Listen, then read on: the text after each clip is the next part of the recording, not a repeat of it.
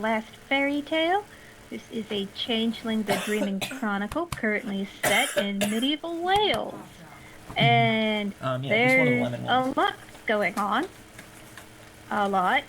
But, as I'm sure you've noticed, we have a new player.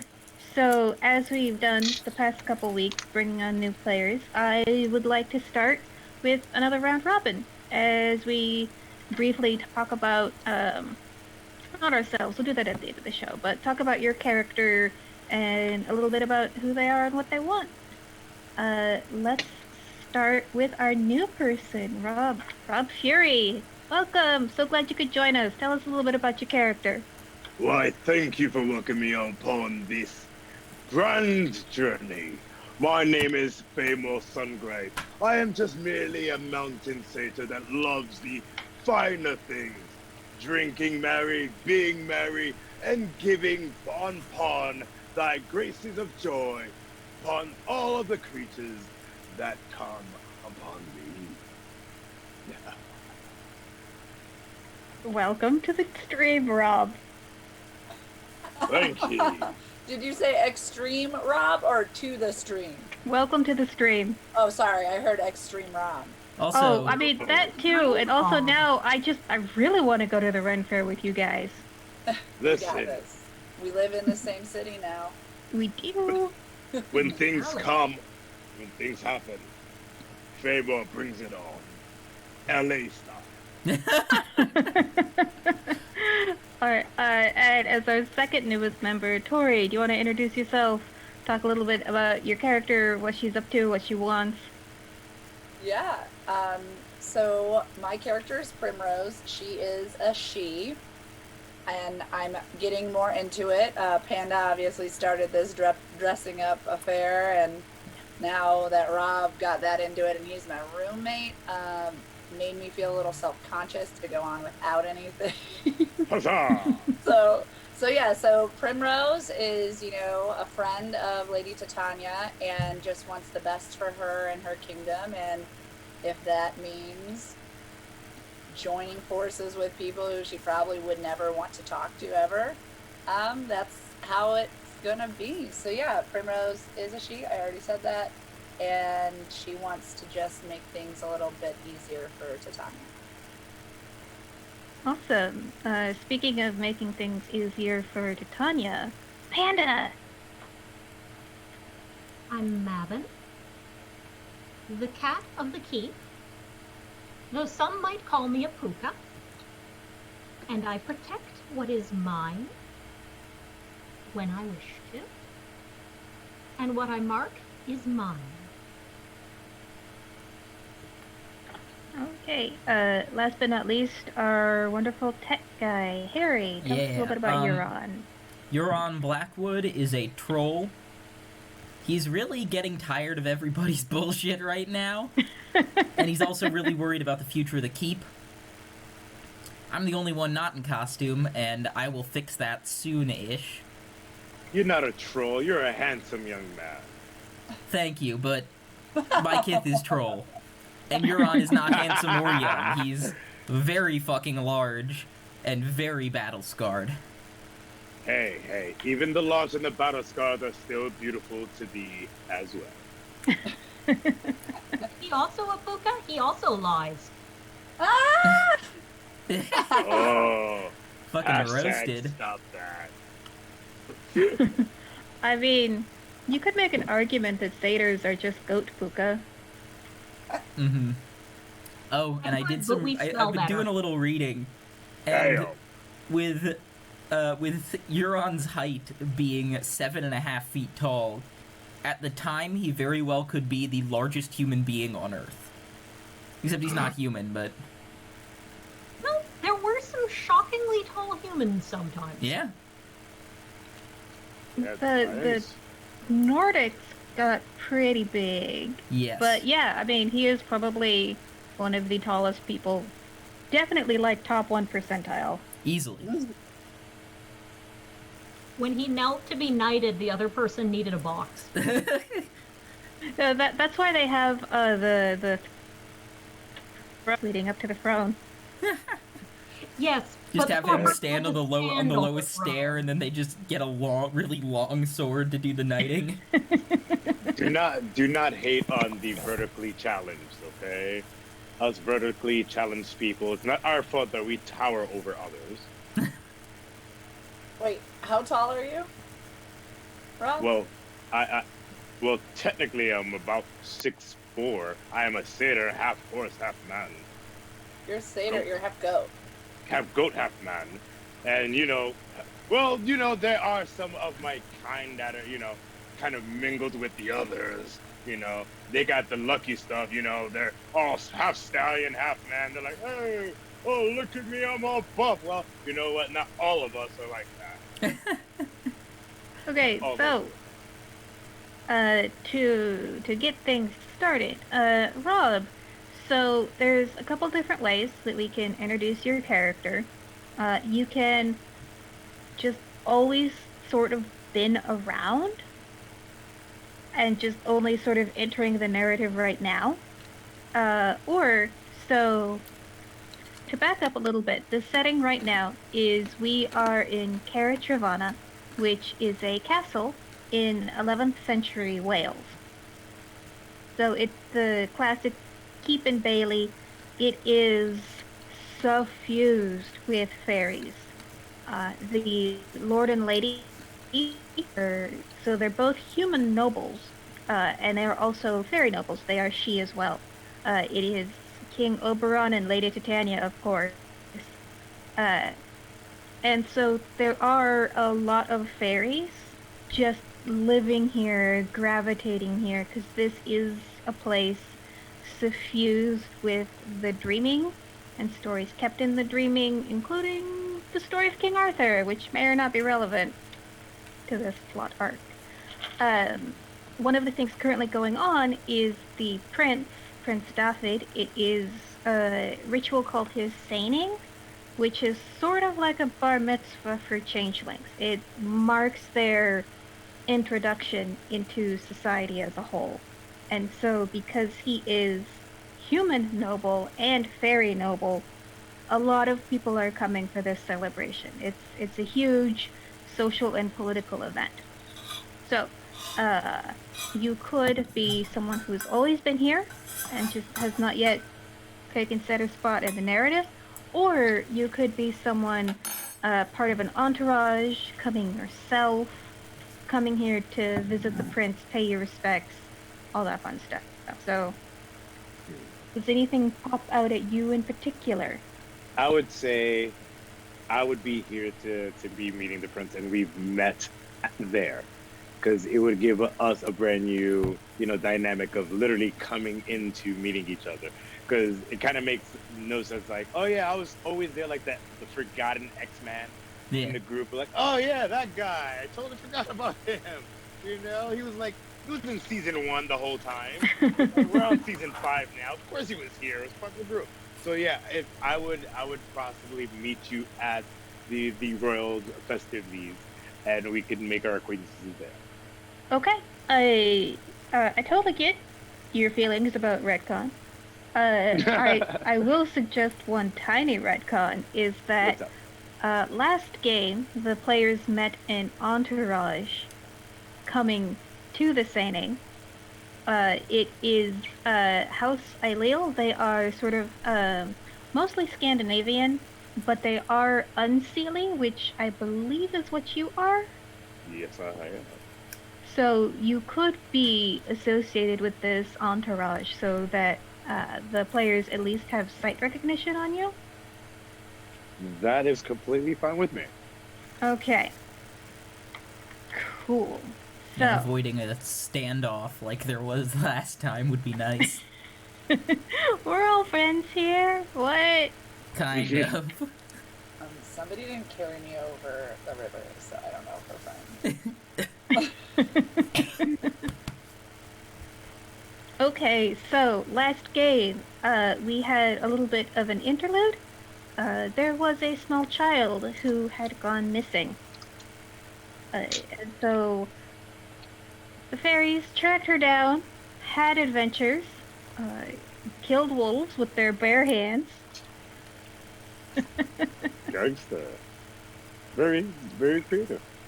And when they finally found her, she had taken shelter with a gladeling in anime, and we find out that she's probably going to make a great politician because she was manipulative enough to know if I go out here, heroes will come save me. You saved me. You're the heroes. And so I assume we're all back at the castle, maybe the next day? Sure. Okay, so yeah, you find the little girl, Catherine. She is telling all of her friends about her adventures, and the people who saved her, and how awesome it was. And you also have Prince Daffod, who thinks he should go on a dream quest, that might be a good idea. And also, people are protesting the zealots.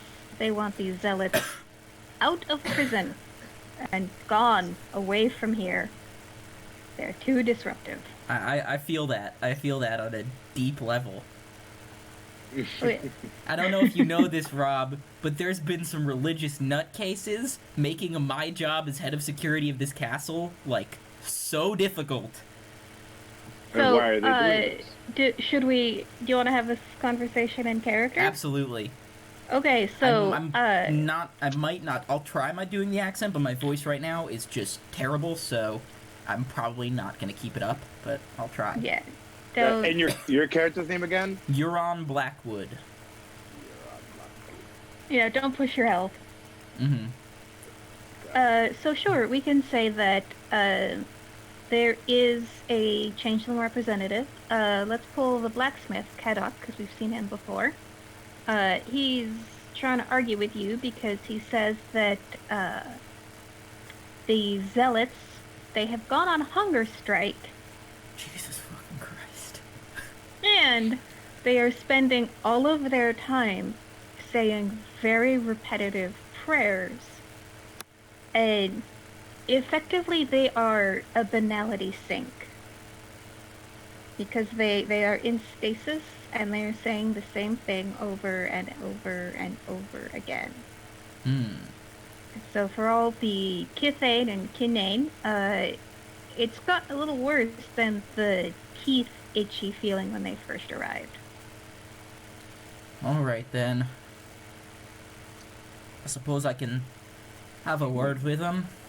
See what their demands are. Rob.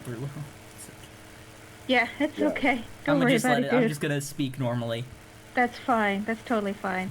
And so, Rob, you walk up with this blacksmith, just like, and they make my teeth itch with all their prayers, and if they want to starve themselves, that's fine, but they're being actively harmful to everybody else here. Euron. Tell me, what can we possibly do about these men? They are just they're horrible. They're bringing down my soul.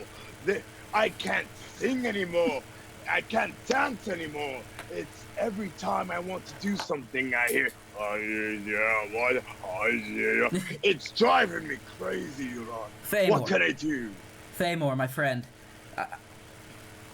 As much as I would like to just behead these fools and be done with all of this, it's against the Lord's wishes, and there are some signs that their removal could be problematic. So for now, we're trying to figure out a way to deal with them without bloodshed. Is there a way, Euron, my dear Euron, is there a way not to get rid of them, but possibly silencing them? But yes, I love to make dance, and I love to sing and make music. But yet again, the opposite of making music is silence. All right, well, I could gag them.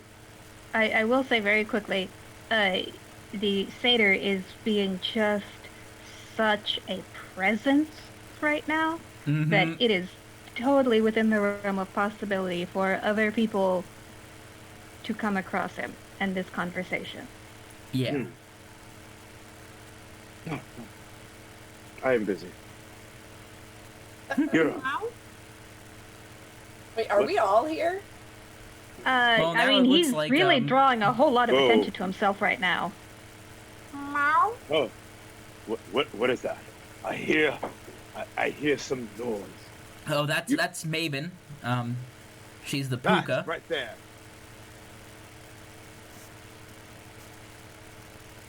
Why are you making such noise?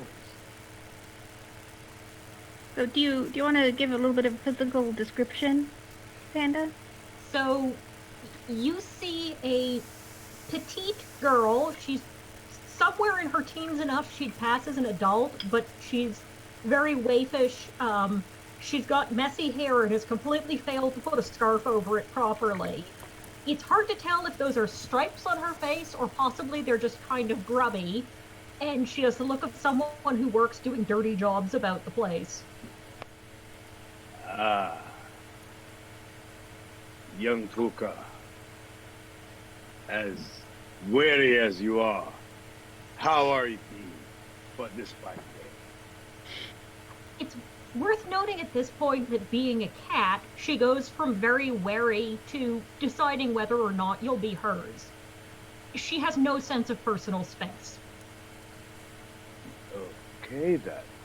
Yeah. Also, as an established member of Fae society, you know that when Pukas speak, they can never tell the truth. For the whole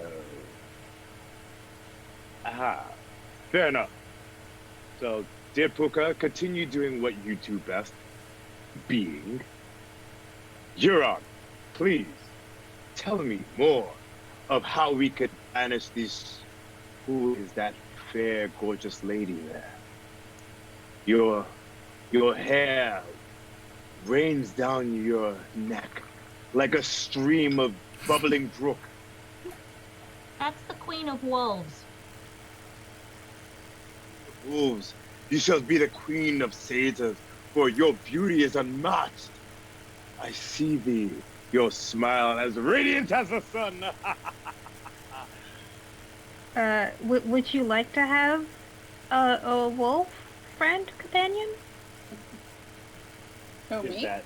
Yeah. I would like. Yeah, I feel like I would like for it to still be with me. I think that would be cool. Okay. Point Maven is now hiding it lost its behind pack. the chair. Yeah. So, yeah. Have the wolf for this game and the next one freely. You will need to eventually purchase it as a retainer, but that's not. You'll earn that XP. Okay, cool. So the wolf is still with me. Yes. I'll eventually name it. Quick question, just like story-wise. So what's Rob's name again? Faymore. Yes. Faymore. I gotta write all these down so I remember. Faymore Sungrave. Okay. So we already know him? So the little minor retcon was when you encountered. Yeah, we saw him. I saw that. I remember hearing that, but I didn't know if he knew us. Oh no, I'm just meeting you now. Yeah, so you have not been formally introduced. You just have sight recognition. Like, hey, we encountered you on the road the other day. So, Rob, you would have seen Tori's character Primrose met in the middle of the road. She has this tremendous wild wolf that she seems to have tamed. Correct. And so he talked to me, and he's been drawing a scene, and they know he's a satyr? Yes, very apparent. Is that... How could you not see? Is that okay? I mean, the goat legs kind of give it away. Okay. But, like, I just want to make sure, like, that I'm still, like, this is cool, this is okay, this is normal. Yes. Oh. Like, satyrs have been around this castle, it's not a weird thing. Right. Satyrs tend to come from Greece. But you know, there's still trade even in the medieval period, so you probably would have seen one or two at least, and definitely heard stories of more. Okay. So yeah, he was talking to me. I think I don't talk to him. He's a little much, and he's embarrassing me. Fair lady. Okay. Fair lady. But why are you not speaking to me, fair lady? Oh, hang on. I think I whistle. You can't hear it. I'm actually doing it. I can hear it. Yeah, we heard it. Good. I was like, I want the dog to like growl a little. Ooh. Down, boy, down. I see you have much fire like your master. So Very you tell the wolf down, and he looks up at Primrose, like, I'll do what you tell me, not what he tells me. Go ahead, Maze. At this point, as far as the wolf doing growling, I'm no longer hiding behind the satyr. I'm currently attempting to climb the troll. Yeah, okay. All right. In cat form or human form? In human form, transforming into a cat would probably be a little much for this gathering. Okay. I don't understand why we aren't heading into the castle. Don't we have something to do? Or are you really handling 5 things at once right now, Huron?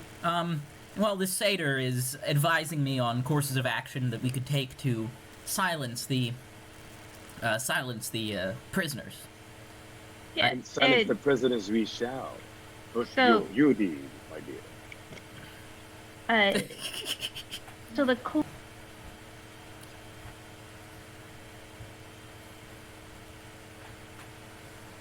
You get the teeth itchy feeling of finality, and this is not necessarily a force in the universe that you are familiar with yet, because we're still sort of in the period of time covered by Dark Ages Fae. There's still a lot of belief in the world, and this settlement is special, but you could tell, like, I don't like what I'm feeling from them.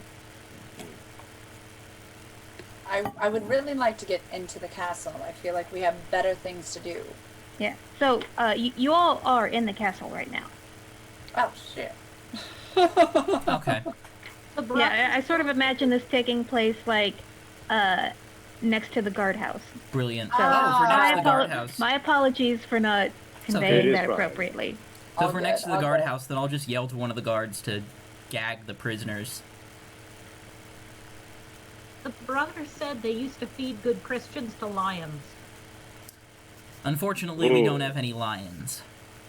I have a wolf. As the only cat present, I do not volunteer to eat the Christians.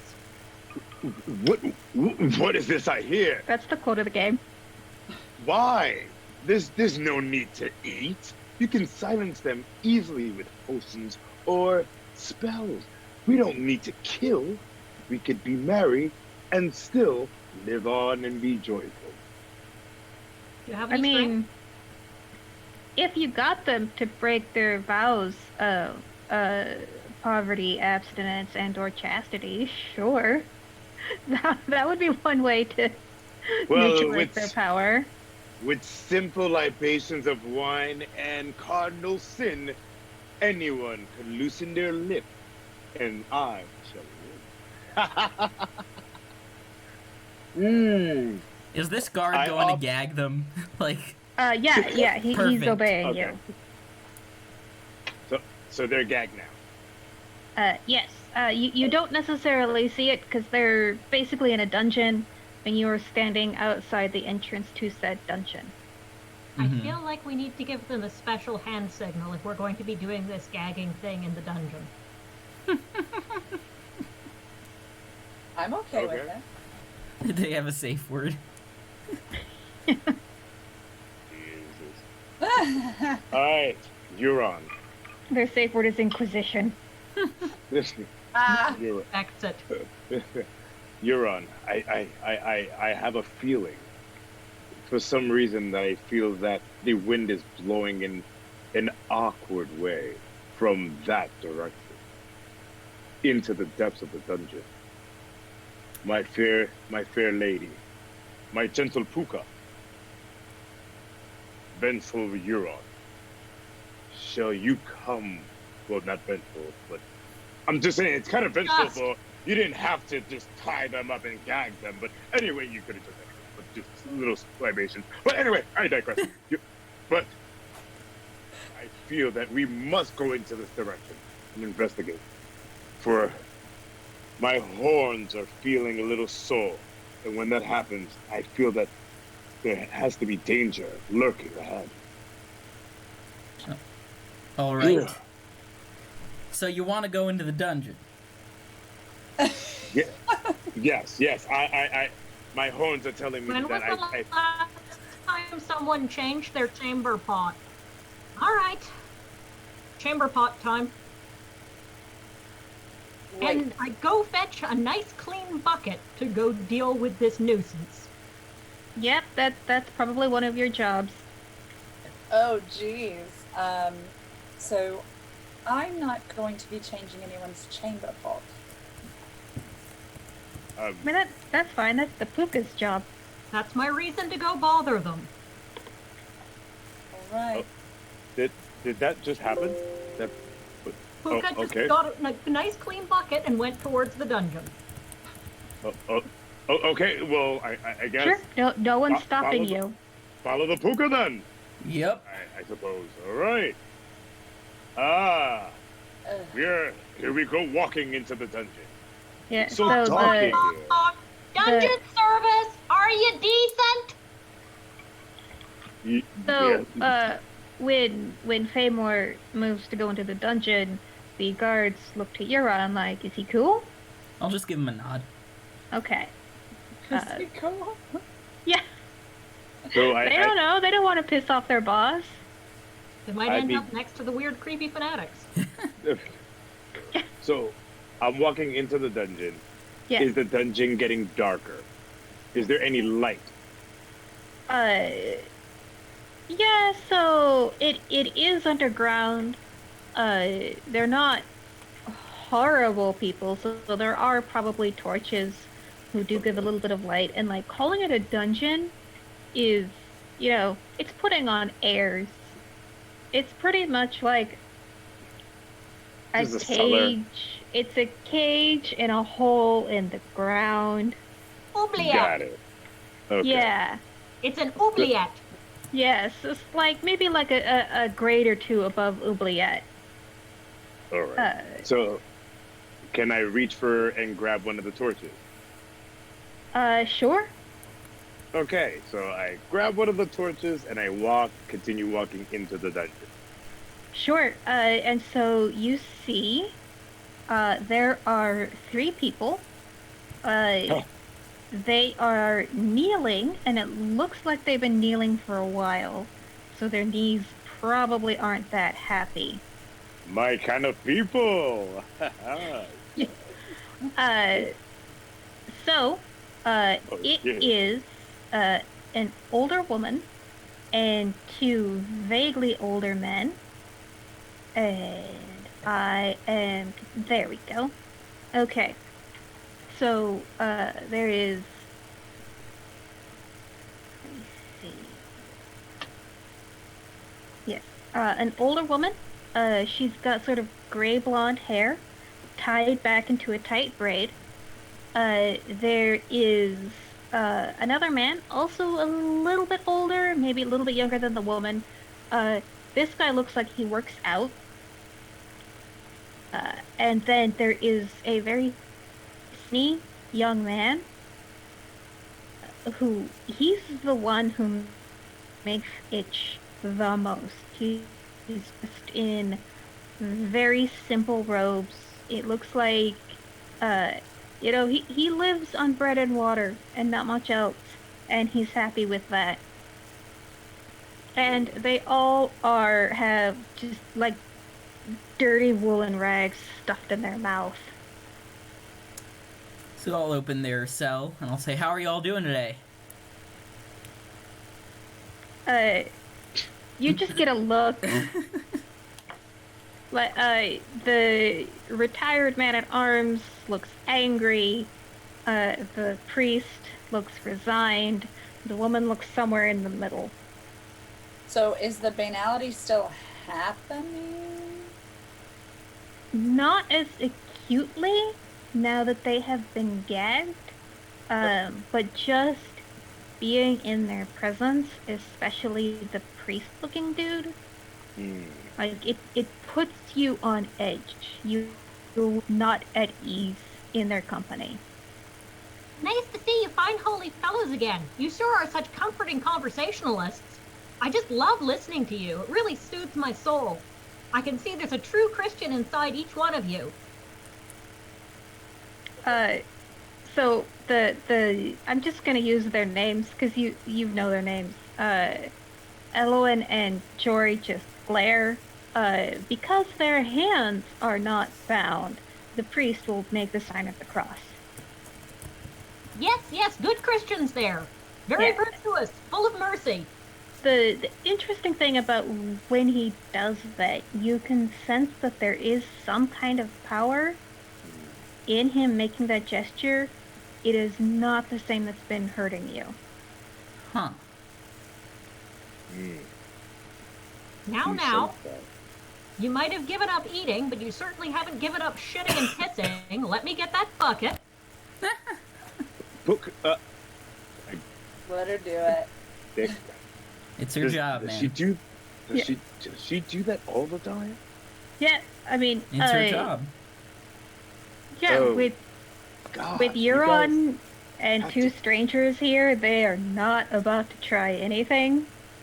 I'm making sure there is no dignity for them in this moment. No, you're making the smelly bucket go away, so they're not going to stop you or try anything. Yes, I am doing my job because there's nothing more undignified. Right. I'm going to ask Faemor then. So you were the one that brought us down here. What is this? What you were feeling? Oh, we're clearly going to torture them. Where's the pillows? No. Pillows! Bring the pillows! The most vile and terrible of tortures! So you say the word torture and you see them all like buck up, like, but we were expecting this and we're ready for it. And I'll just don't worry, she's a puka. She pretty much can't tell the truth. We have no plans to torture you. I'm checking the cleanliness of... Okay, so you say puka. They all just react. What reaction? And so they just back up. They try to say something through the gags. You see the priest, Pyrrha, make the sign of the cross again. His two companions make similar gestures against the evil eye. And so where are you at this moment, Maeve? I was just stepping a little bit back away from them, having put down a nice clean bucket for them, and I was about to say, stop that! I've already been baptized at least 7 times.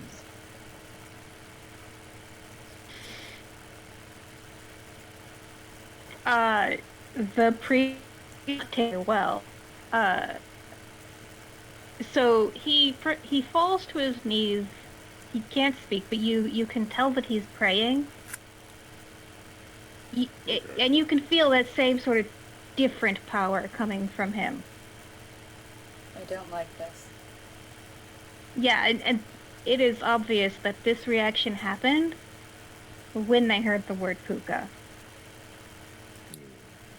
Troll. I'm just gonna say that word and see what they do. Troll. Well, right now it looks like one of them is gearing up to try and attack Maeve. The one that's gearing up, I'm just gonna, I'm not gonna hit him hard, but I'm gonna hit him hard enough, in the stomach, just to remind him who's boss. Okay, so you hit him in the stomach. He falls to his knees again. He's still gagged, so he can't say anything. But you just see pure defiance and hatred in his eyes. Cool. You're going about this the wrong way. I keep telling you, torture, bring me some silk pillows. And a good flagon of wine. Question. Now, items right now, because within my character, I do have some arcane knowledge of spells and casting spells. Do I have any items that I can use to not incapacitate them, but to calm all three of the zealots right now into a calming, like tranquil state? Do I have any of these items? What arts do you have? Okay. The arts would that be under talent? Oh no, arts. I have chicanery and I have legerdemain. Okay. Neither of those really work on people's emotions. But at this point, if people want, you can make intelligence. I'll give you either kenning or enigmas. And if you want to calm them down, I will give you a manipulation plus empathy roll. Okay. I mean, I feel like I don't have to calm them down. I can just shush them by just being here if I really wanted to. But yes, you have Sovereign, which is definite emotional manipulation magic. But I just don't I'm very confused as a character of why we're here. I'm attempting to go find some cushions since no one's listening to what I'm saying as usual because I'm completely incomprehensible. So she leaves. And so I'm with Paul and a satyr, and one seems very violent and the other one seems kind of just impulsive. Yeah. So, is anyone going to try for the intelligence roll? I tried and I got 0 successes. Okay. Oh. Do you want to try? Can I? All right. I need to roll. Which dice do I need to roll? So how many dots of intelligence do you have? Intelligence, I have 3. Okay. Cool. How many dots of enigmas and or kenning do you have? Kenning? Kenning is a talent? Talent. Kenning. Ooh, none. Okay. Enigma, I have 1. Cool. So add that 1 enigma die to your intelligence die and roll all 4. So you roll 4 d10s, Rob. Yes. All right, I got 2 9s and 8 and a 7. That's really cool, because all you need to do are roll 6s. Yeah. So that's 4 successes, which is great. Yeah, so as you sort of think about the stories that you have heard in your tales of adventure. The pillow. Oh, settle down. Okay, I'll get to you in 2 seconds, Panda. So, Faemor, as you sort of think about your travels and your adventures and the people you've met and the conversations you've had with them, you remember stories of people of faith who could do miracles. And it's usually of the protective sort, protecting from evil powers. But if someone had faith in something awful, it was destructive. Gotcha. Okay, cool.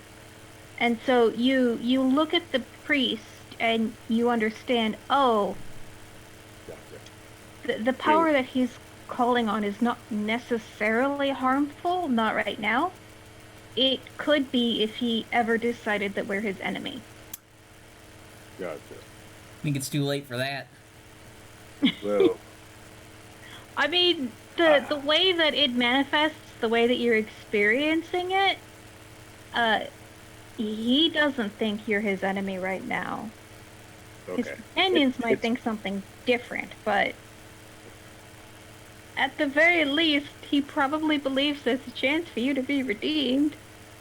Okay. Fear not, priest. It is okay. Young travelers, listen. Throughout my journeys, I've met men like this that have gone through and used the course of powers, the magic, the sheer fear that goes through their bones, coursing through their veins. This man, you have some power within you. You are using your incantations to stop some type of power that is beyond yourself. We need to understand what this man is afraid of. For if we don't, we will be in store for something that we cannot stop. And so you're saying this, and the priest is obviously listening. And he's watching, and he's still gagged, still can't talk. So all he can do is, like, he puts his hands together in the gesture of prayer and just bows to you. So I'll speak not, up. Young priest. Guys, you've been causing a lot of trouble here. You all know this. Been making my job really difficult. If I take those gags off, and perhaps we make this cell a little comfier, will you stop praying? At least loudly. And so, on cue, when you say comfier, Maven shows up with just armfuls of pillows. There's going to be a lot of very annoyed people when they go to bed tonight, but pillows! and so there's a very interesting dynamic that you see, where it looks like they're ready to resist and be like, we will suffer for our faith, but then they actually see the pillows, and they're like, oh, but pillows. At the end of the day, they're still human. Pick them up after putting the pillows where their knees are, so they'll be nice and comfy, and dump a bunch more pillows into whatever passes for their palates. I think my character will also add, I think I kind of want to make them feel comfy, and they can't tell what I am, right? They can tell what, obviously, he's scary looking. This guy's half a goat. So, since you two are both very, very new to Changeling, I'm going to go into a brief digression about what a mien is, M-I-E-N. So, the whole point of Changeling is that you are a human that had a fairy soul wake up inside you. And when this fairy soul woke up, it allowed you to perceive this world sort of layered on top of the real world, or the mundane world. And so you all have a fairy mien, which is how you appear as a fairy. So Euron is super tall, and he has troll horns and blue skin. And Maeve is a very small girl with cat ears. And the satyr has goat legs and horns. And these are all things that you see as a changeling when you look at other changelings. But perfectly mundane mortals, when they look at you, they do not see any of that. They only see your human identity. So they look at Euron and they're like, oh, that guy's really tall and buff. They look at Maeve. Oh, she's really small and skittish. And they look at Faemor and they're like, oh, they probably see like the curly hair, but they don't see the goat legs. They don't see the horns. At most, they're like, why does he always smell like goat? And so for you, like, they don't see your ear tips. They just see that, oh, she is tall and poised and beautiful. So yeah, they okay, as far as you know, will not perceive you as fairies, which is part of the reason why they freaked out so much when Euron said Puka. Ah. Yeah. Okay, I follow you. That's why I'm very confused. Okay, cool. So, I do feel once Maeve puts the pillows down, we've been attempting to comfort them. My character, Primrose, decides to be the royal of the, allowing this. I heard you were uncomfortable, and I thought the best is to have your Maeve give you pillows and relax, as long as you can also be cordial with us. So, the two older people, because they're older, they're like, must resist, but pillows. And so, to what Euron says, the priest, Piran, you see him make the prayer gesture again, and then he brings the hands to his heart, because one of the things that he just said was stop praying. And so he's trying to communicate to you, like, I don't want to stop praying, but then he opens his hands out in this gesture of openness. Like, can we talk? All Please? right. And I'll take out my gigantic fucking knife and go over to them. Here. Take mine. I've got my own, They're thank a little you. nervous. They're like, are we about to be martyrs? I don't know. They are not about to be martyrs, unfortunately. As much as it would please me, I'm going to cut the gag. Of which one first? The priest first, and I'm gonna see what he does before I go to the other two. And he says, oh, thank you, kind sir. Is there water? Oops, I brought them beer. No. Will beer suffice? Small beer, yes, thank you. So he'll drink some, and I mean beer is basically water at this point in time. Wait. Can I have some of that beer, by the way? Yeah, Thomas. Thank you. Cheers. So, you guys have been quite the hassle these past few days.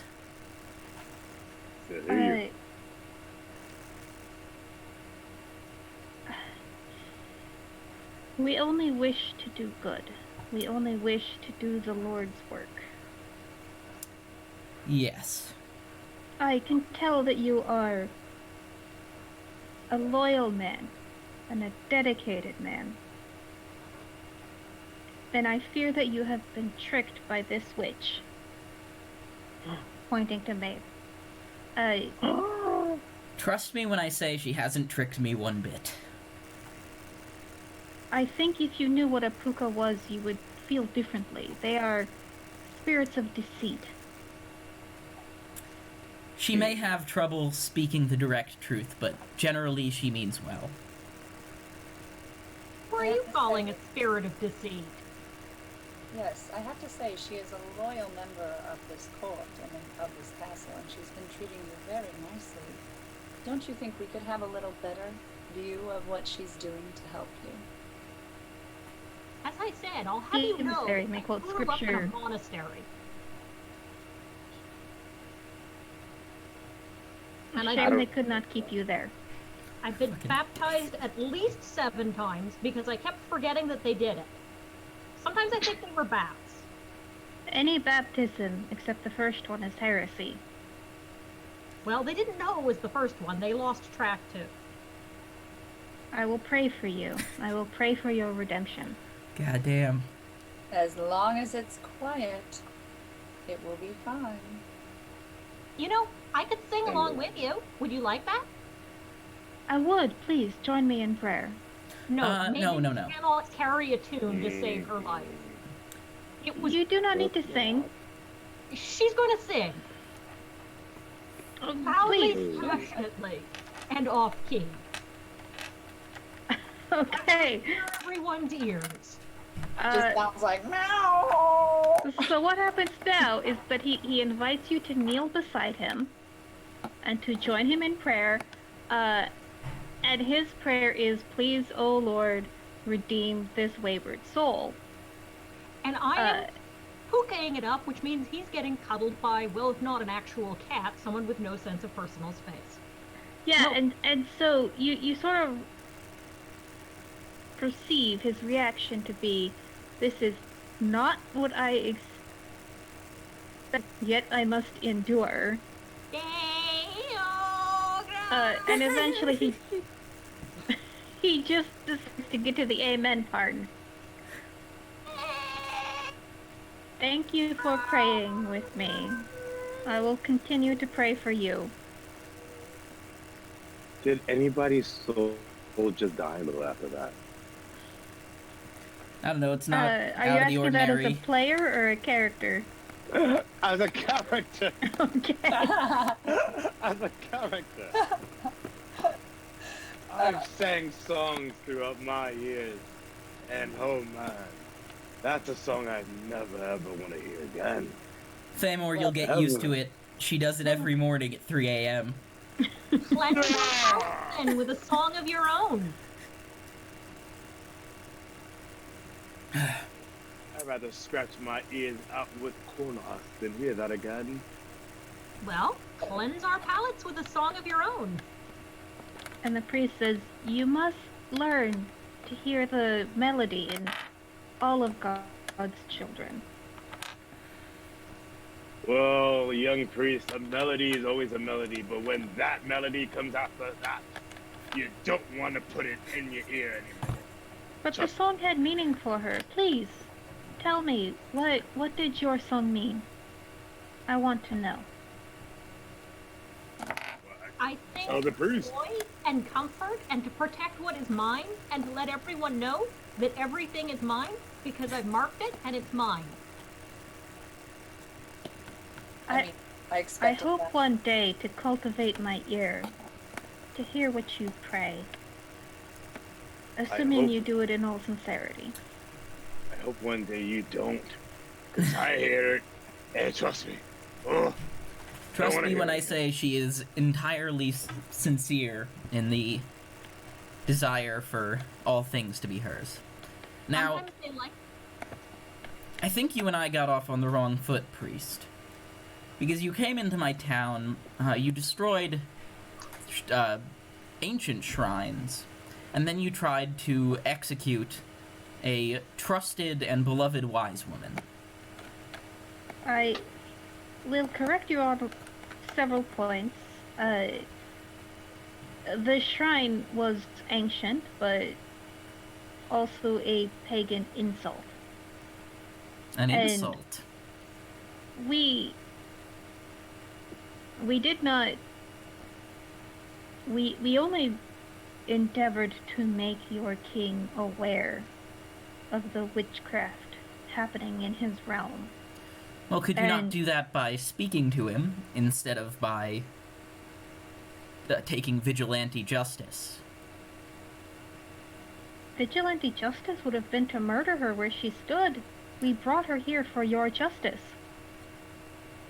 Instead, you could have informed the king and waited for his decision, and then respected that. My friend, if we had had this conversation 20 minutes ago, I would agree. But now I know that you are being influenced by a spirit of deception. I don't know what further this conversation might produce, other than for me to pray for the scales to fall from your eyes. He's not very scaly. I don't know what you're talking about. I will continue to pray for you, and I hope ardently that you continue to pray for yourself. I'm not going to pray for myself. I'm going to pray for you.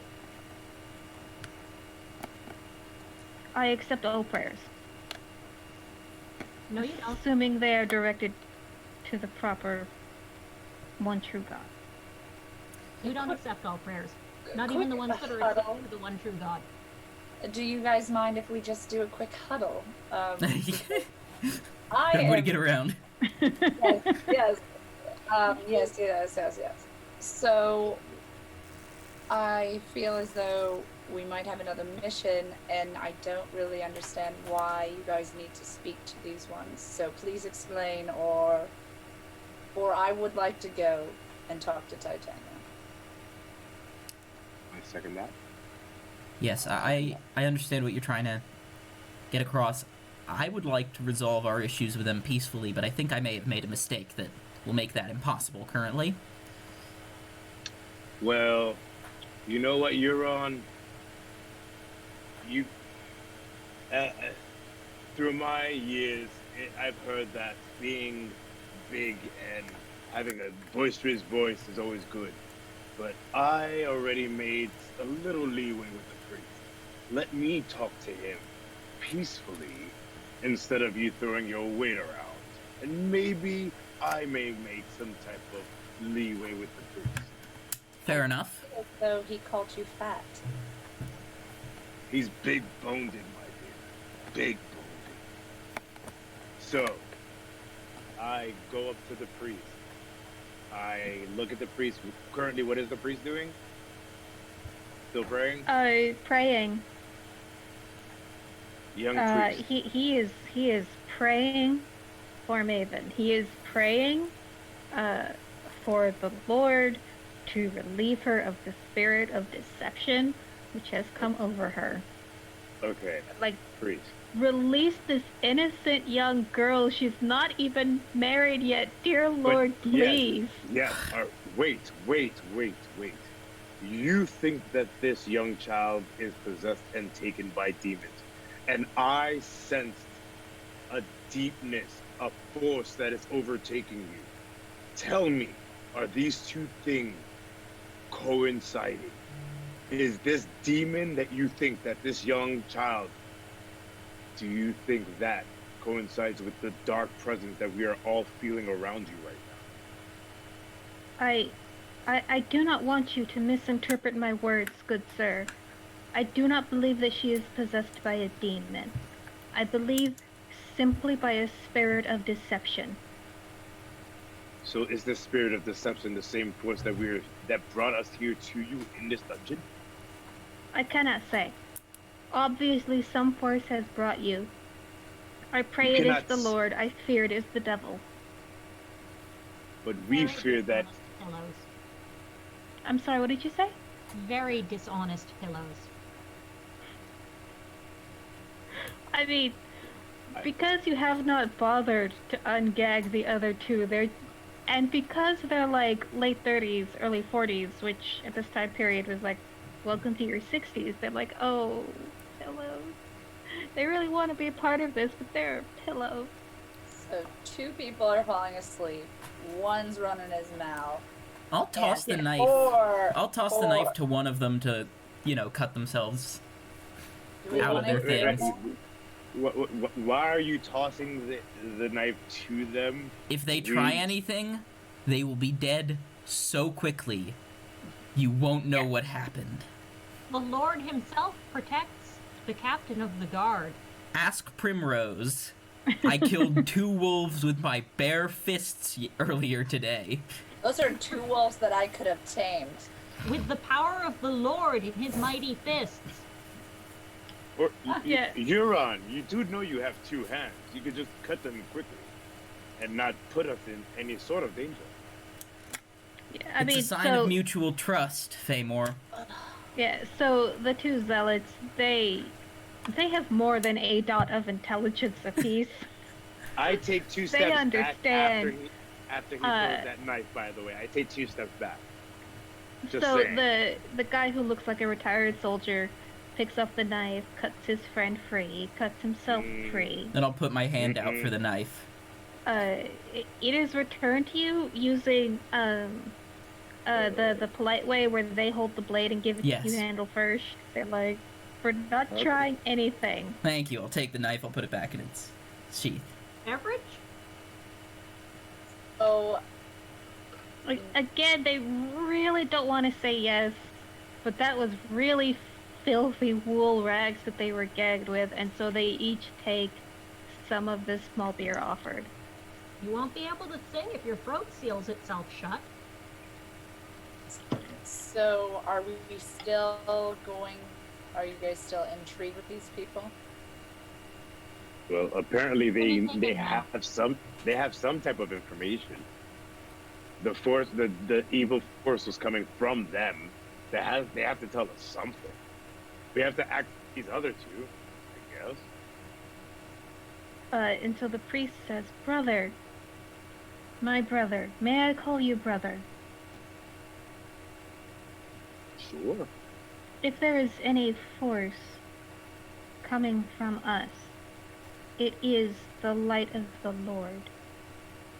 If you interpret this force as evil...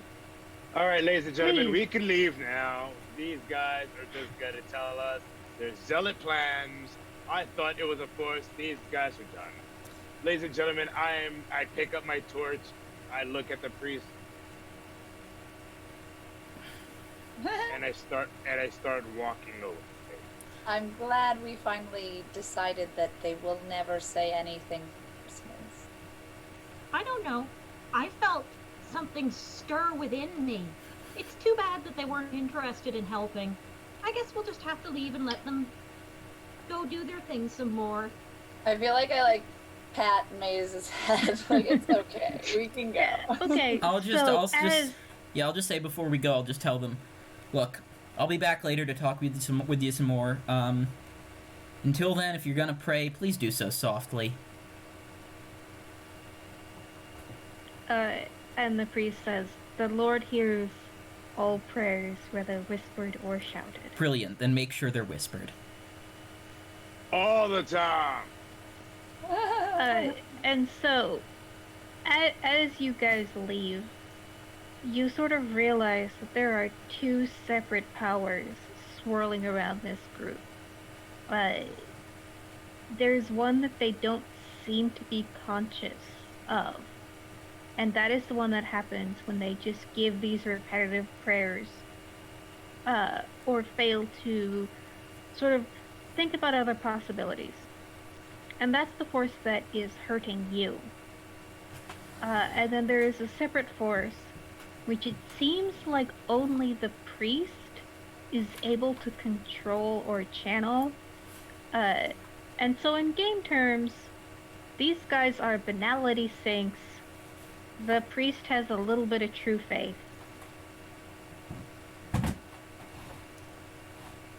Do we know what that is? Yeah, so true faith is something that is very rare within the world. And it happens when someone is just so absolutely pure and sincere in their belief in a higher power. And this guy, he's a monk, priest type person. He obviously believes so strongly in the tenets of Christianity that this belief manifests as power within him, which as changelings you're sort of used to, but you more react to it as like belief of the group. The fact that one person's belief could be a font of power, this is something new for you. The power of finality, you're also somewhat familiar with this. You haven't had a lot of contact with it. Feymore probably has. And so it's simple ambient disbelief.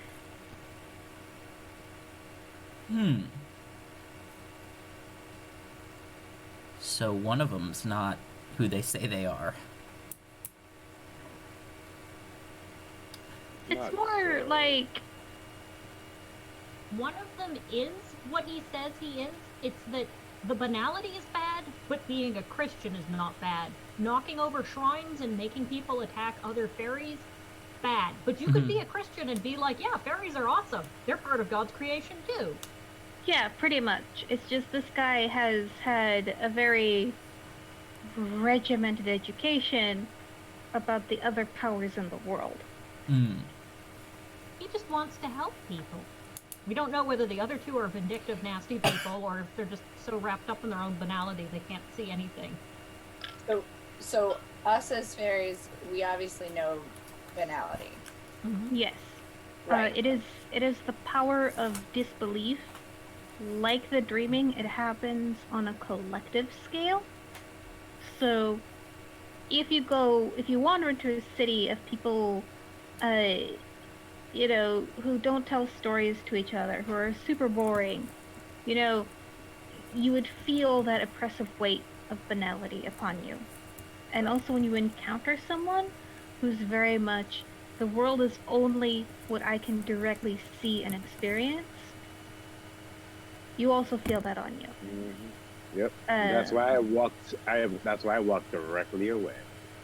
yeah, and so these people, because they are so very religious and rulesy, because they live their life by rules, they are generating a lot of banality.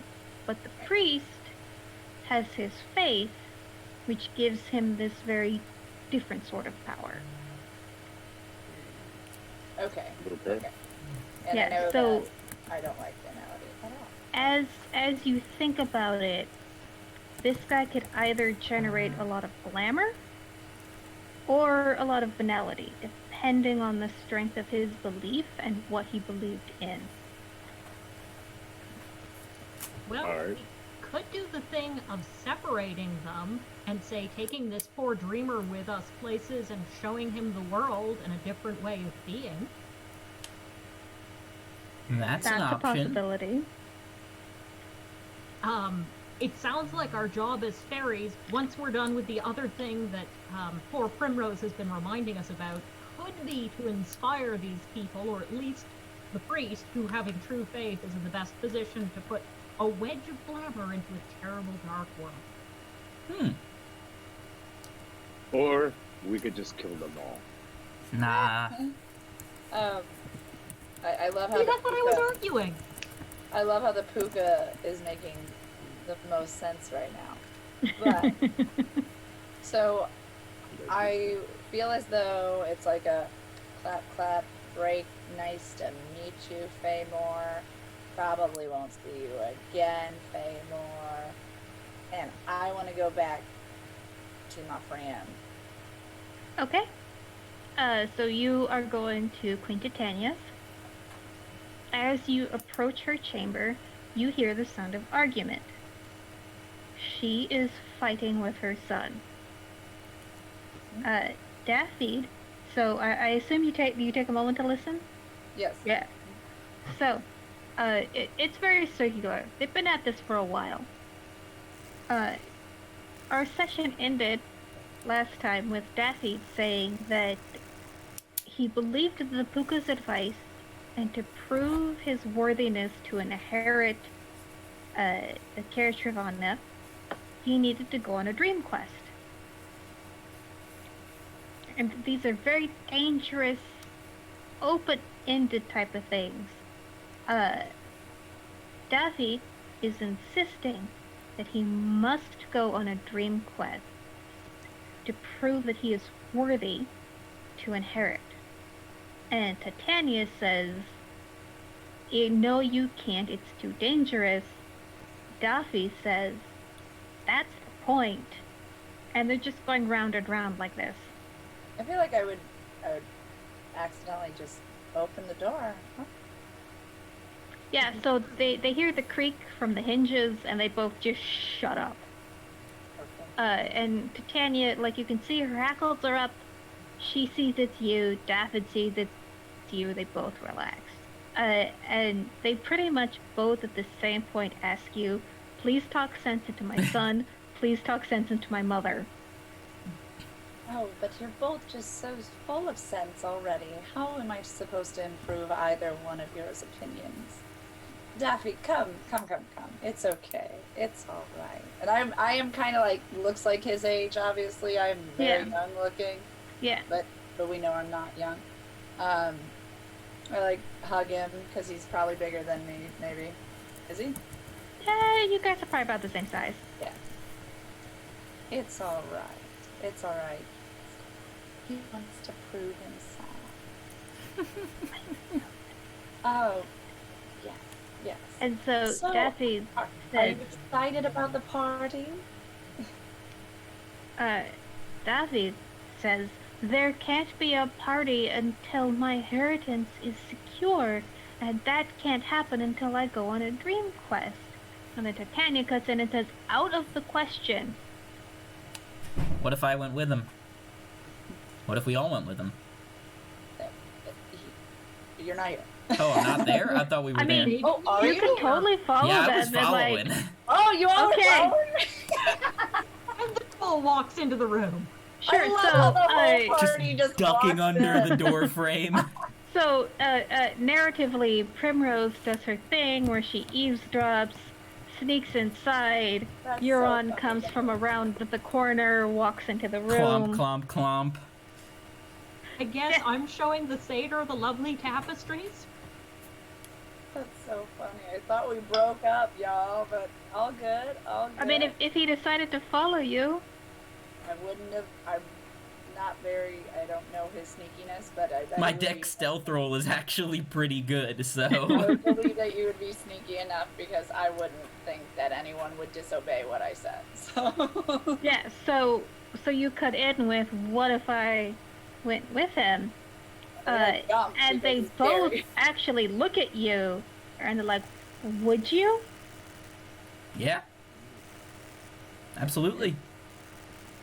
Daphith says, "Good, because the dream quest will need a witness." And Titania says, "Good, because someone will need to protect my son." I can do both what- of those things. We're behind this now. We're behind this. Just because he said something, that we all just jump on board or whatever Huron says. Primrose, they trust and so, me. Davith turns to Primrose and says, "My right to inherit is in question. This is why I have been considering abdicating. If we go on a dream quest, it will assure at least my right to rule among our kind, among the Kithane. I will be content with that. But it is important to me to have confirmation from the dreaming that this is the right thing to do. Or that it is the wrong thing to do, and I can abdicate with a clear conscience." Well, I cannot 100% understand wanting to prove oneself and the right to rule. And Titania again cuts in, "But it's dangerous." And Davith says, "That's the point, Mother. Here we go again. How else can I prove myself?" But Titania. Oh, sorry. rather than going in circles, they both look to you like, "What do you have to say?" Titania, this behemoth that wishes to go with him is rather strong and mighty. I don't know how smart he is, but I myself would be willing to be more of an intellectual guide for Davi on this journey and to ensure that a motherly presence is there.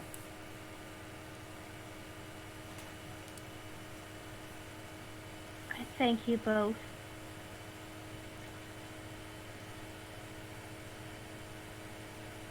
The dreaming is not just the dreaming. It is also a place of nightmare. But if you accompany my son and witness what he does and what the dreaming says,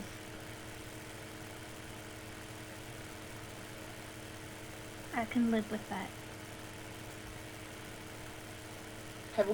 Has everybody gone through the dreaming, or just this kid has to do it? So, as changelings, the dreaming is sort of this, it's almost like an extra world that exists on top of mundane reality. It's how you can look at each other and see the troll, or the cat puka, or the goat-legged satyr. But you can travel farther into the dreaming, and so you're pretty much going into human unconsciousness, human subconscious. So when people dream, they contribute to this realm called the dreaming. And the more people dream in concert, the more things will appear in that dream realm. So people dream all the time of King Arthur and Queen Guinevere and the Knights of the Round Table. And so you will find that in the dream realm. And people also have nightmares of famine and starvation and plague. And that sort of is, those are the dreams that empower the Red Cat. And so this is a realm that, as manifestations of the dreaming, as changelings, that you all have a very intimate relationship with. Excellent. All right. So us volunteering to go is like... Yeah, totally fine. That is like, yes, we have come to an impasse. Let's let the dreaming decide and abide by whatever the dreaming says. Cool. Then we should do this in the morning. We get our rest. And should we have more than just us come? So Titania thinks for a long moment. Spiders. What did you say? I'm meanwhile giving the poor satyr a tour of the nicer hallways to the castle so he can walk into the scene too, which means that he's being lied to about all the art. So, Titania says, I will not discourage anyone from being part of Daphne's entourage. You must get Oberon. You must get Oberon and Maelcar to agree. Okay.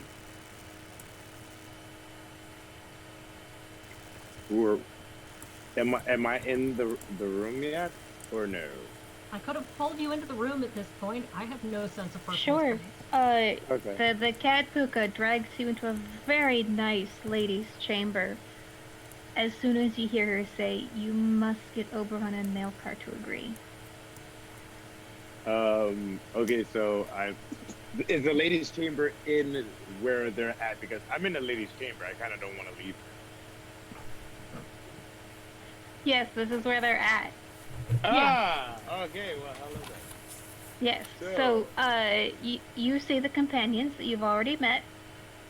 Yes. And Hey. a very tall, beautiful she-woman. She's basically Galadriel. And her son, who just radiates earnestness, like earnestness and insecurity in equal measures. And she is the one who has said, you must get Oberon and Maelcar to agree. So I speak up and I say, "Hello, everyone." And I look at the people that I already know. I said, "Hey, who's Oberon and Maelcar? Why do we need that guy? And why are there so many fantastic beings here in one spot?" Why, because you're here, Faymore. Oh, stop it, little one. Thank you. Say it again. Titania says, Oberon is my husband. This is my But you beloved... met me now. Are you sure he's still going to be your husband? Yes. Okay then. Never mind. This is my beloved son, Deveth, who is Oberon's heir. Maelcar is a son from a previous relationship. Well, since that was the previous relationship, are you looking for another one? Wishes to deprive Daveth of his rightful inheritance. Okay, guess not then. So Well, I'll cut in. I'll cut in with Oberon is the king. well, I'm just saying he's not here, so... But a king is a king nonetheless. I'm sure my beloved husband is busy attending to matters of state at the moment. Yes, if the state means his concubines. I'm gonna just I'm gonna give Faemore a nice pat on the back. It's a really heavy "shut the fuck up" pat on the back. I understand. I just knocked over this wooden box. Oops! Clatter, clatter. I understand, good sir, that you are not from around here. Let me assure you that my husband, King Oberon, has never and will never keep concubines. My name is Queen Titania. Oh, Welcome to my keep. I think I'd also stand up and I'd be like, she is the most beautiful she of all. Fucking Euron is loving this drama going on. It is so funny. I never said any sort of disrespect to you and your husband. I'm just gonna give him another pat, like, just you're digging yourself a deeper hole, buddy. I happen to have a son from a previous relationship. I was separated from him by the War of Seasons. I grieve for him every day.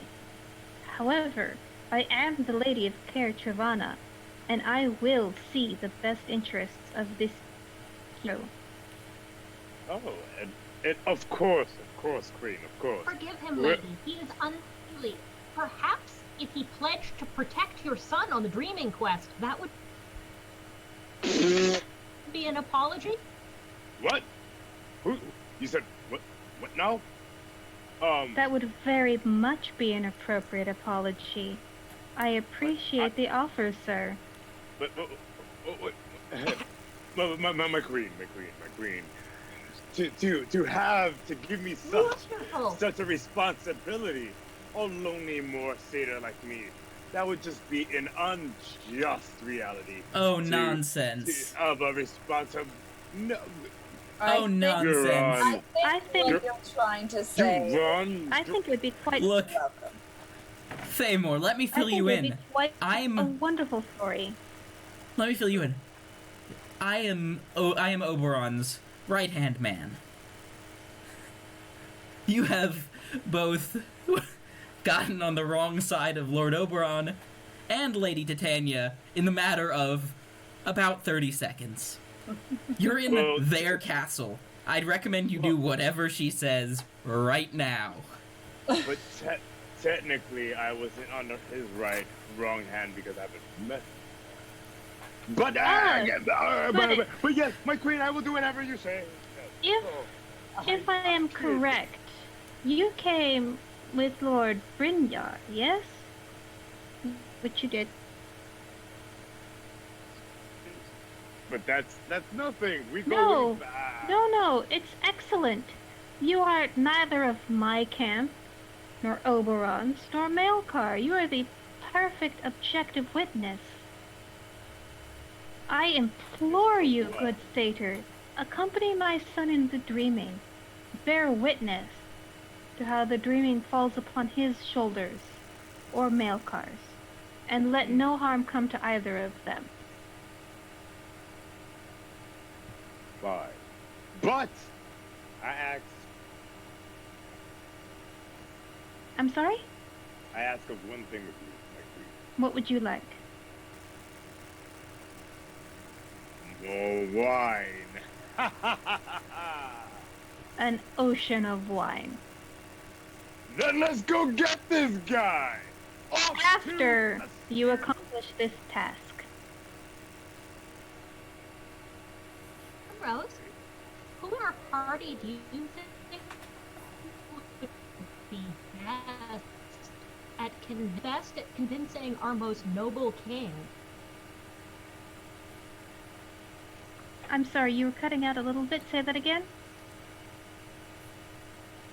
I said, Primrose. Oh, me. Who amongst our party do you think would be best using the king, but this is the best way to do things. I would say most likely his right-hand man. You're on, yeah. And would that mean that the satyr would be good at convincing the unseelie eldest son? I also agree with that, which is odd. I'm agreeing so much with the puka. No, these ideas are entirely yours. I will go with that. I may be drinking a little more. I will also say I want the little kitty cat to come with as well. She is a good friend to my wolf. She is. I have no objection. I have no objection to Euron. I know your loyalty is to Oberon and thus his worthy son. Of course. All I know is that it sounds like a certain someone is peer pressuring a certain someone. But hey, just all the wine. Oh, this is not peer pressure. This is noble obligation. Oh, I would not say Lady Titania is your peer at all.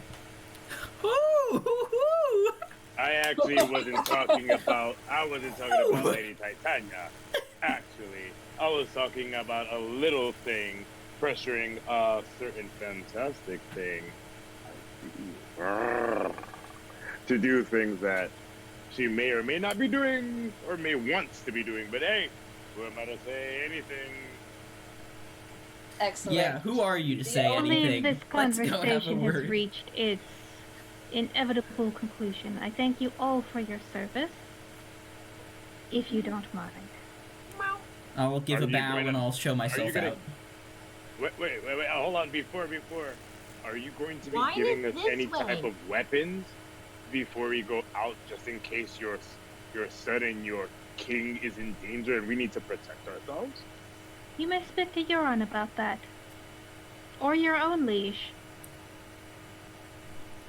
You'll have access to the armory. Take what you need. Out, everyone out, and I push them out. All right, I'll bow and I'll oblige Primrose and show myself out. Are you doing the whole thing where it's like we're all going out, or everybody out but me? I think but me. Okay. So you guys all end up on the other side of the door and realize, oh, Primrose isn't here. And so meanwhile, in the chamber. Yes. Titania, I am so sorry for the ruckus that was just happening. I have spoken with satyrs before. Oh, so you're used to it. I myself I am would not say used to it, but training has its value. I'm sorry. I should not be so formal with you. You have done me a great service, and I am grateful. You are my queen and my liege, my ladyship. You know I am all but loyal to another lady. But is there anything specific you would like to make sure happens on this dreaming quest, and to request anything of Malachar himself?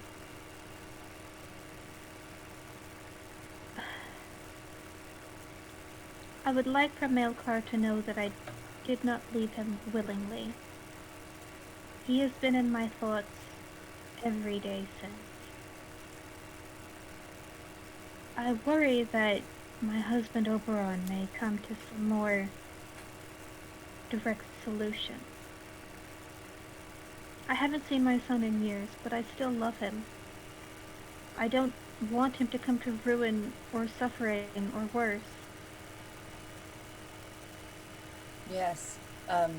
Having such powerful creatures also come confront Malachar, it is unnerving a little to me, being someone of more wit than brawn.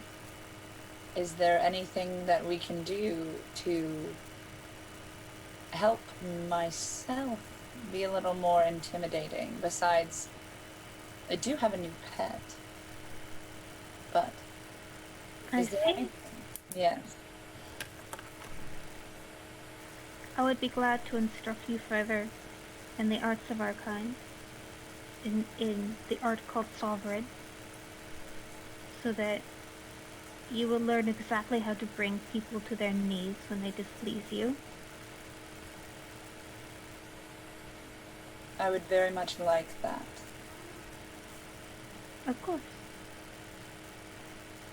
And after we learn, I also should make sure that our little party is led well by me. I have every confidence in you. Thank you. Thank you. Do I have to like learn, or can I go? Yeah, no, it's a justification for putting more dots in Sovereign. So yeah, she dismisses you, and you probably find your friends just right on the other side of the door. Okay. Does anyone have acute hearing? Or, Where would hearing be under? I only have perfect balance and curiosity, but I am a cat. So if you want to be able to overhear that, I will give you a perception plus subterfuge roll. Alright. Alright, I got 2 subterfuge.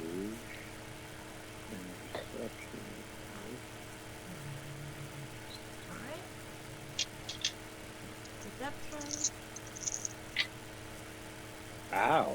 3 out of 3. Nice. I got 3 8s. Okay. But I got a 0.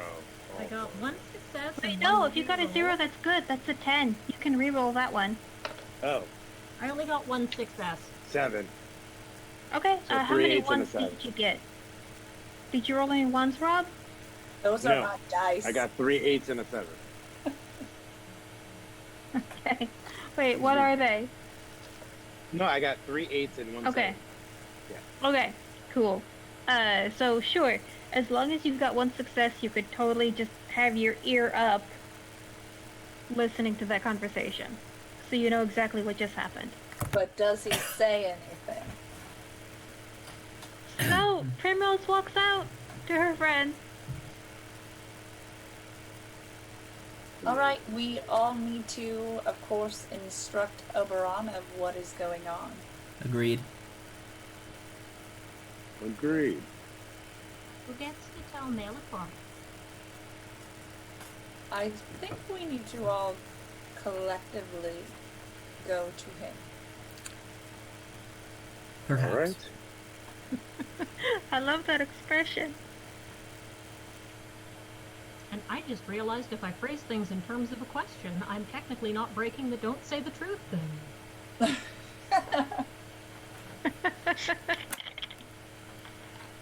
The insight gained by generations of Puka players. The Jeopardy solution.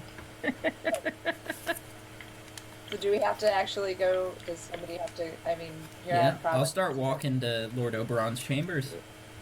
Okay, I'm walking. sure. I go back to the kitchen to get yelled at for not doing my job. Yeah, you arrive at Oberon's chambers. He is staring into the fire and brooding. Oh yeah, I'll give the door a nice knock. Who is it? It's me. Come in. I'll open the door, duck under the door frame, Yeah, and go and take a seat beside him. it's good to see a friendly face. Do you need anything? Not but a word. Now, your son has decided that he would like to go on a dream quest. Now, you and I both know how stubborn he can be. I offered my help, and Lady Titania approves. Ah, I thought she would put up more of a fight. She would not want to expose either one of her sons to danger. So it would seem. Now, Would you agree? I would agree. I'd like this to be resolved as peacefully as possible. My sword is yet to bite flesh this year, and I'd like to keep it that way.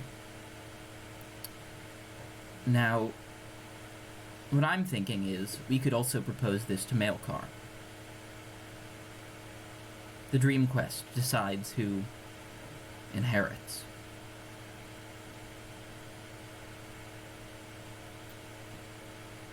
And you will be with them. All the way. Who else would you bring? Well, I would bring Mabon, of course. Mm-hmm. And Primrose, as she is the lady's right-hand woman. Mm. And we've encountered a satyr. He's a bit loud, a bit boisterous, for my liking, but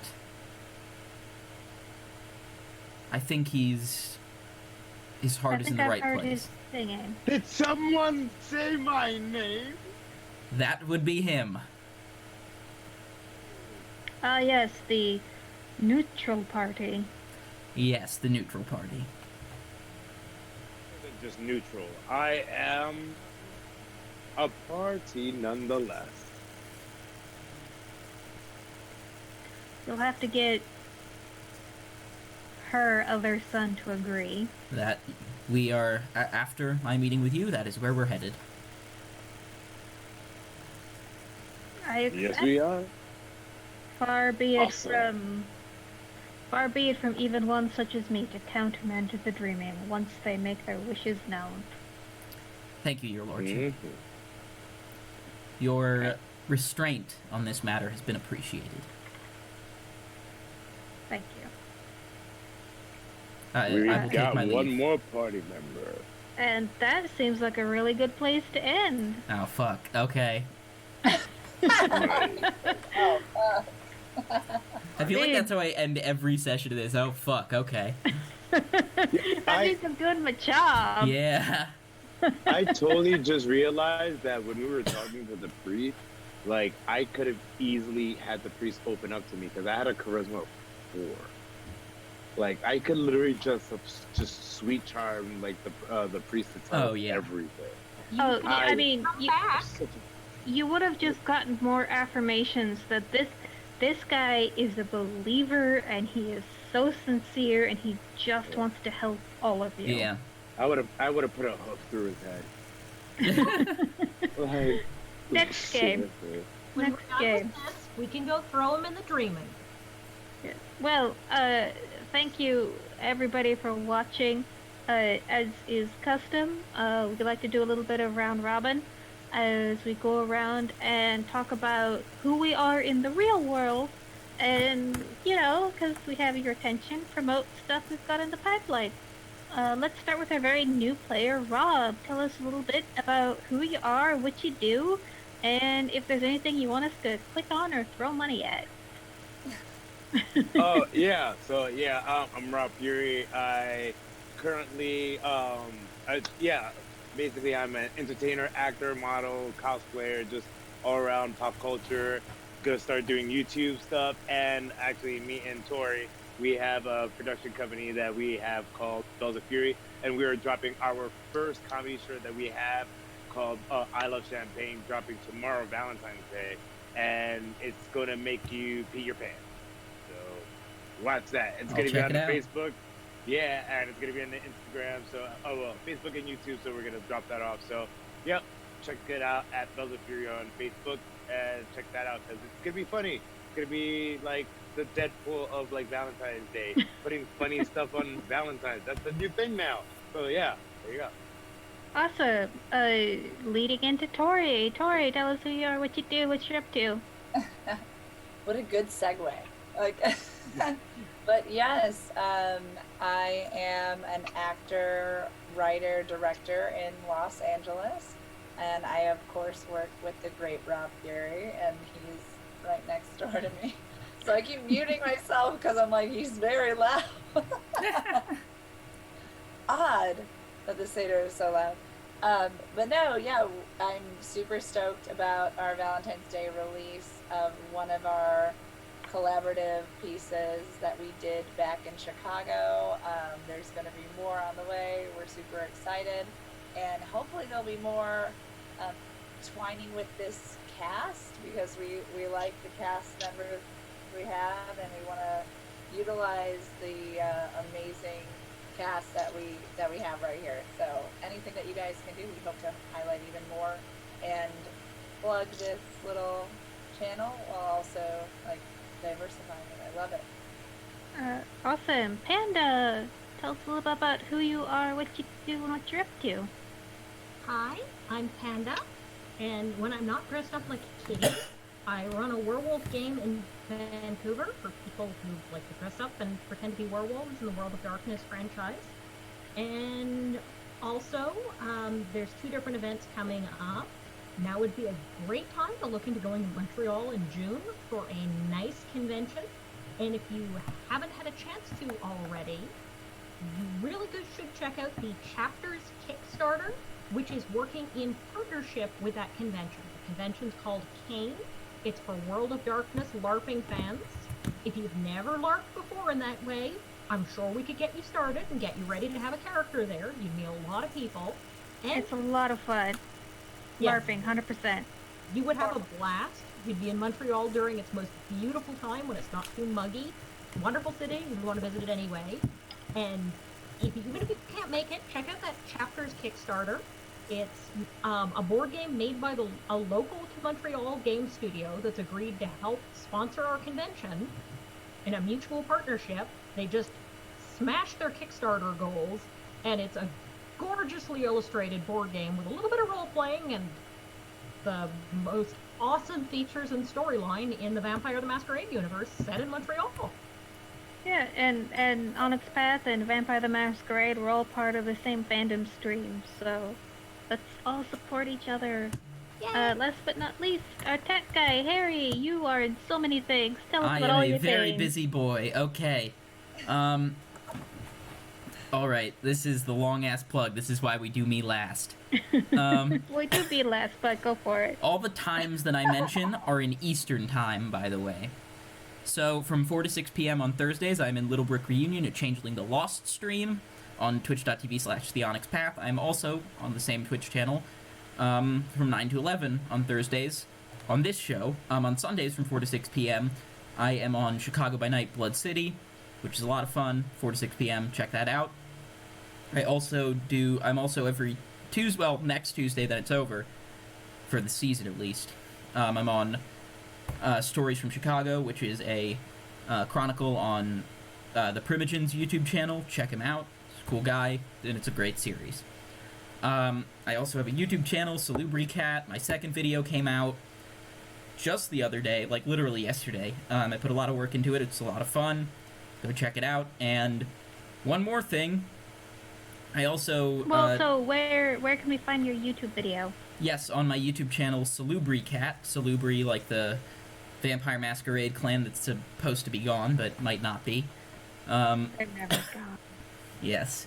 And cat like the animal. One more thing. I also directed a short film as part of a 24-hour film festival last weekend. It's gonna be uploaded to that same YouTube channel on Friday.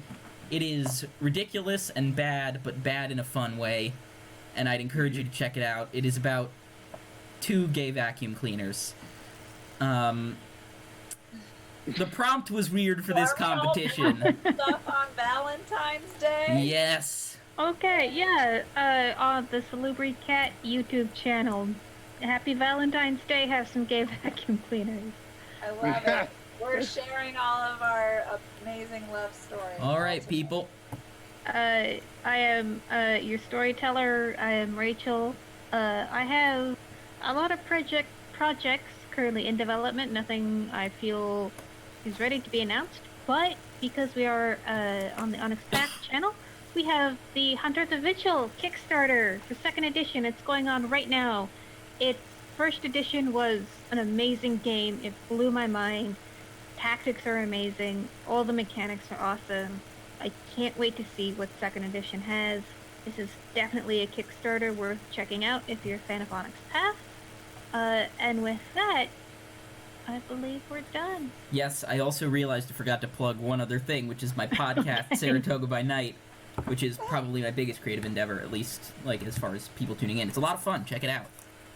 It's currently set in the Revolutionary War, right before the Battle of Saratoga. It's a Hunter the Vigil Chronicle, so appropriate. And yeah, take care, everybody. Have a nice night. Awesome. Have a good night, everyone. Hey.